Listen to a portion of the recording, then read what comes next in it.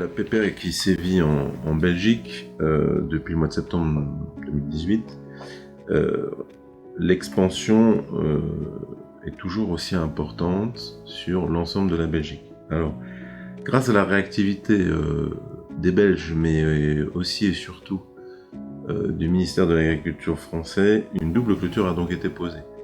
Une en Belgique et une autre en France, dans 3 départements, les Ardennes, la Meurthe-et-Moselle et la Meuse.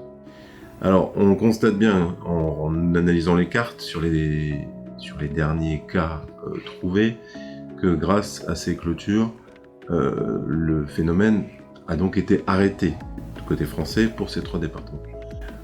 Pour la Moselle, la problématique est un peu différente puisque nous ne sommes pas classés en zone d'observation renforcée et pas directement concernés. Toutefois, le cas le plus proche de la première commune mosellane est à 5 km de la Moselle. Donc, la Fédération des chasseurs a demandé l'autorisation de pouvoir mettre en place des formations à la biosécurité en amont de cette problématique avant qu'elle ne rentre sur le territoire français et plus particulièrement en Moselle. Ces formations, c'est bien simple, c'est expliquer aux chasseurs et d'une, qu'est-ce que c'est que la PPA? Comment qu'elle est arrivée en Europe? Comment qu'elle est arrivée dans l'ouest de l'Europe? Parce que, réglementairement, pour pouvoir continuer à chasser, à partir du moment où on aurait un cas qui se rapprocherait dangereusement de la Moselle, une partie du territoire serait classée en zone d'observation renforcée.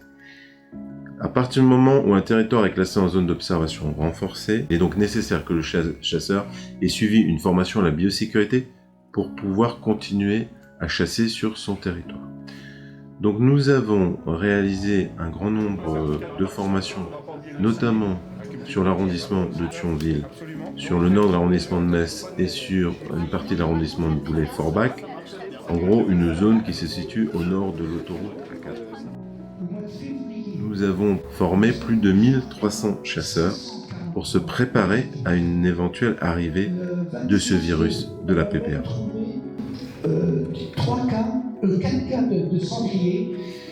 Alors nous avons choisi Eugène Mars parce que déjà c'est un administrateur de la fédération qui est bénévole et qui a ces 15 dernières années réalisé un grand nombre d'ouvrages et de vidéos sur la venaison, le traitement de la venaison et sur les pathologies du gibier. Donc c'était l'élu de la fédération qui était le plus à même de réaliser ce genre de formation et qui s'est donc proposé pour les mettre en place.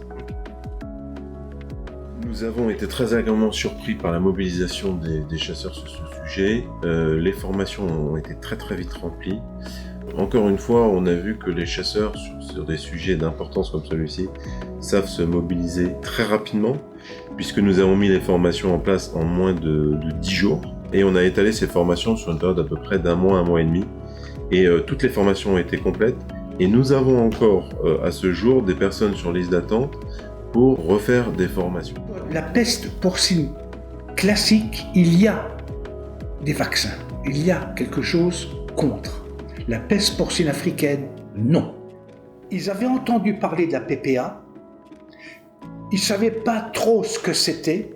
Mais maintenant, à force d'expliquer, de montrer, ils se sont dit, bon, maintenant, on va faire attention. On va faire attention quand on va trouver un gibier, surtout un sanglier, quand on va trouver un sanglier mort. Il faut voir la problématique de ce virus sous 2 aspects. Le premier aspect, c'est l'aspect des mesures sanitaires qu'on peut mettre en place et qu'il faut mettre en place pour freiner ou éviter sa propagation. Celui qui véhicule le plus cette maladie, ce virus, c'est l'homme. Sachant que ce virus, il peut rester dans le sol plus d'1 an. Ce virus, plus d'1 an. Pluie, neige, vent, tout ça, ça ne fait rien. Le virus est là. L'autre aspect qui est du bon sens, pour limiter au maximum la propagation du virus, il faut drastiquement réduire les populations de sangliers. Nous avons aujourd'hui des densités de sangliers beaucoup trop importantes et donc le virus diffuserait beaucoup plus vite que dans une situation où on a des sangliers de façon plus raisonnable.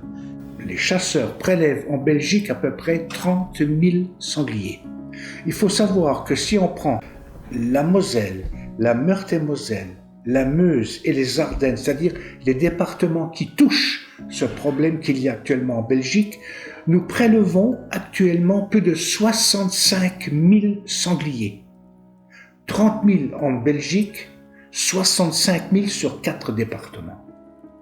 Ça fait quand même du simple au double.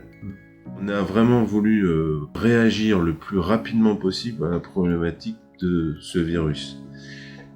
On est effectivement complètement dans le rôle des fédérations de chasseurs qui ont un rôle de veille sanitaire.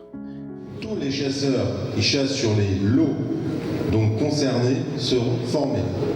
On vous le garantit, même si on doit en faire 10, on en fera 10. Il n'y a aucun souci. Pour qu'on soit prêt, au pire. Donc j'étais un soir au Luxembourg et la fédération a demandé à chacun de dire un mot. Moi j'avais dit, écoutez, on n'est pas loin de la Belgique, donc on est à côté, et j'espère que Saint-Hubert, qui est enterré à Saint-Hubert, nous écoute et nous entende pour dire que jamais cette maladie vienne en France.